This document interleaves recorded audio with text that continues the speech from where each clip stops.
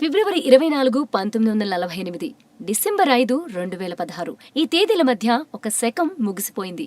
జయలలిత తన ప్రస్థానం ముగించి మెరీనా బీచ్లో డిసెంబర్ 6న సేద తీరింది.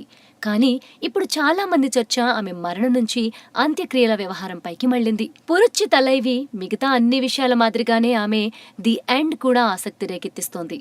జయలలిత హిందువు, అంతేకాదు ఆమెది తమిళ అయ్యంగార్ కుటుంబం, అంటే బ్రాహ్మణ వనితన్న మాట. మరి అటువంటప్పుడు అమ్మ అంత్యక్రియలు ఎలా జరగాలి? ఆమె పార్థివ దేహాన్ని వేద మంత్రాలతో దహనం చేయాలి. కానీ అలా చేయలేదు. అదే ఇప్పుడు ఎందరికో అనుమానం కలిగిస్తోంది. ఎందుకని తమిళ సీఎంని సమాధి చేసేశారు? దీనికి చాలా మంది చాలా సమాధానాలే చెప్తున్నారు.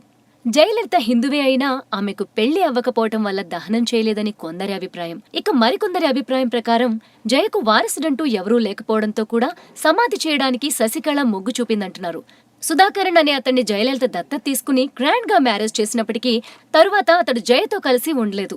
మిగతా కుటుంబ సభ్యులు కూడా ఎవరూ జయ అంతిమ క్షణాల్లో ఆమె వద్ద లేరు.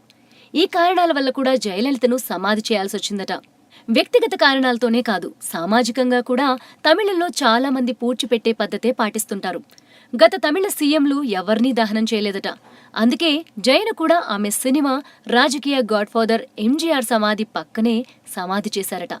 ఏది ఏమైనా జయలలిత జీవితంలో ప్రతి అంశమూ వార్తలో నిలిచింది. అలాగే ఈ అంత్యక్రియల సంగతి కూడా హాట్ టాపిక్ అయింది.